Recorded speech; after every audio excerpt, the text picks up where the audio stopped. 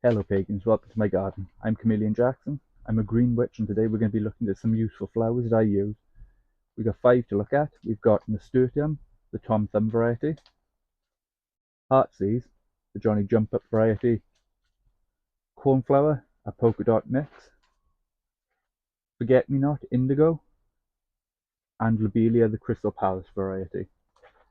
In this video I'm going to do a little bit of information about each flower, some interesting facts, and their uses in witchcraft, and of course I'm going to get each seed planted and started.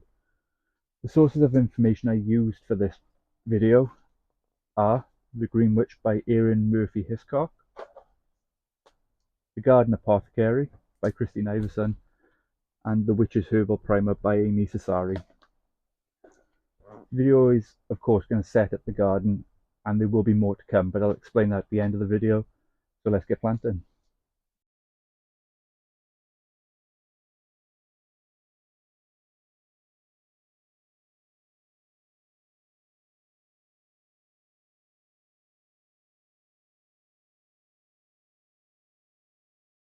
First we'll have a look at lobelia. Lobelia is a flower from the bellflower family that is found all over the world. There are nearly 2,400 species of lobelia, and they range from small flowers to shrubs, even small trees. Some lobelia plants are eaten as vegetables, whilst others have medicinal uses which make them useful for the bud and apothecary. Lobelia tupa, also known as the devil's tobacco, not to be confused with the devil's lettuce, has leaves that are smoked to create hallucinogenic trances, but it's worth mentioning that the plant does carry a high risk of causing miscarriages, so care should be taken around them. Another medicinal use is that it's been shown to promise as a respiratory stimulant. Lobelia in one form or another are found on every continent excluding Antarctica and seem particularly prevalent in Hawaii, with more than 100 different species there alone. Lobelia are one of the most hardy plants on the planet, managing to even grow in deserts.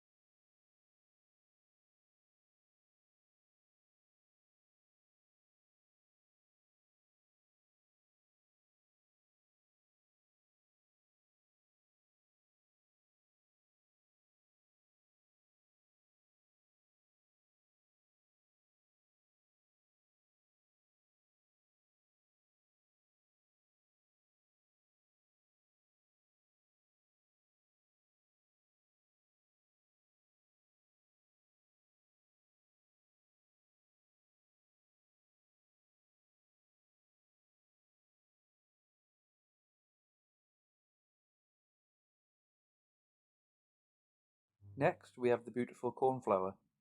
Cornflower is a plant that is used for garden displays. It's got large bushy heads which provide ample options for decoration and display. It was originally seen as a weed that would grow amongst grain crops, particularly corn, hence the name.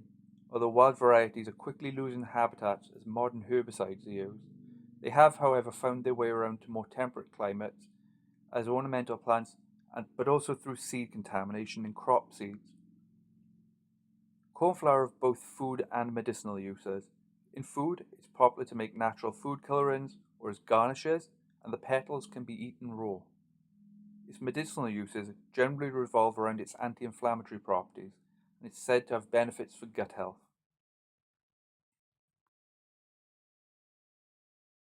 Next, we come to Nasturtium. Nasturtium is a member of the Tropylium family. There are about 80 species of flowers in the Tropylium family, and the name translates to nose twister. These flowers are very flashy, showy plants with vivid colours on their petals, which is great for pollinators. The plants are interested in that they are zygomorphic, meaning that a mirror image can only be created by cutting it through one plane. This is largely because Nasturtium has 5 petals, with 4 smaller petals and 1 large. Nasturtium came from the South Americas and travelled from there through a Spanish botanist cultivating and growing them back in Spain in 1596.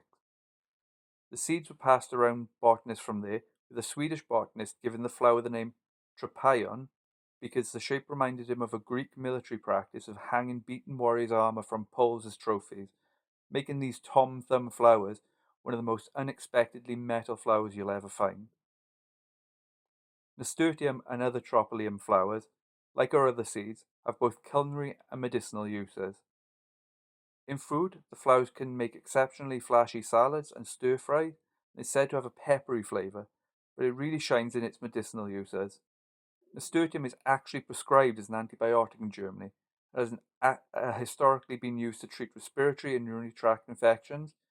UTIs are particularly troublesome in the elderly and often come when they are dehydrated, something that happens to everyone at one point or another. The plants are also packed with vitamin C and has the highest level of lutein of any known edible plant.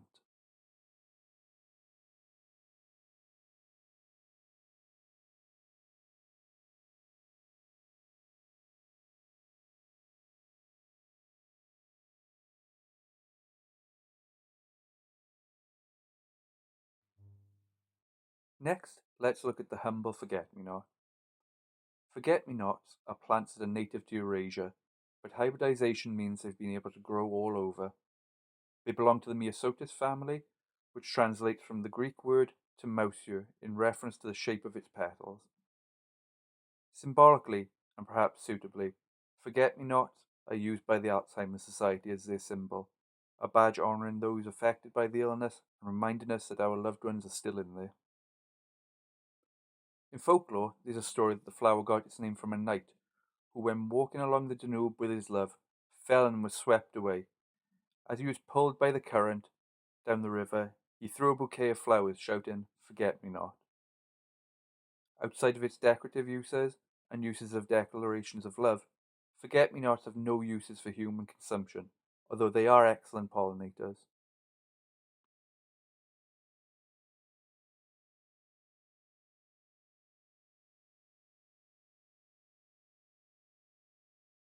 And finally, for today at least, we have our heartsease. Heartsease or wild pansies are easily the most interesting plant on this list and deserve a video of their own. It has a European origin but can be found all over the world today. Although its origins are European, Chinese herbalism mentions its uses, and it likely found its way to Asia through the Silk Road. The flowers are generally pink and yellow, although it's possible to find them in orange, red, and even blue variations. And to me, they look a little bit like butterflies, so they might be particularly attractive to gardeners. Unsurprisingly, the name heart seas relates to one of its uses in traditional medicine, where it was used for cardiovascular health. The plants are loaded with antioxidants and have antimicrobial properties, which has seen it used as a treatment for eczema and other skin ailments, and it's even been used for burns. On top of the antimicrobial features, it also has the benefit of acting as a vasorelaxant that reduces blood pressure and as an immunosuppressant, which may make it useful for treating autoimmune disorders. All of the benefits mentioned here are being supported by modern science, proving that green witches and wise folk of the past were actually onto something without the benefits of an expensive lab. And to put a cherry on top, it might also help fight cancers. And there you have it, 5 flowers you can grow in your garden or even on a windowsill if you don't have room, and that can bring enrichment and joy to your life and even a little bit of magic. You can make your declarations of love with them, of course, but to do that you'll have to work out how to send them my way yourself. As I mentioned at the start, I've got an update on my garden. In November last year, the storms damaged the quite poorly built fence between my garden and my neighbours, and since it was their fence, they took responsibility for it, but I think insurance has taken a little while to pay out. The good news is that they've seem to be starting to fix the wall and the fence now. So once that's done, I'll be able to start the process of clearing out all of the damaged bits and pieces and start over. But that's okay because I plan on building raised beds this year because I'm not as young as I used to be, and it'll help with my back and it'll give that extra bit of space for root growth. The reason I haven't done anything yet besides bad weather is that they seem a bit concerned about my starting to move things, and I think they thought I was trying to make a bit of a show about it. But in reality, I just wanted to get things started. If I'm honest, my relationship with neighbours is strained a bit because of a misunderstanding where the boyfriend moved in, and when he was speaking to me, my back was turned to him, and obviously I can't hear anything, so I think he thought I was just being a bit ignorant. Fortunately, it's not a huge loss to me, as I'm quite a solitary person these days, although I am enjoying making these videos for you, and I've got another confession to make here.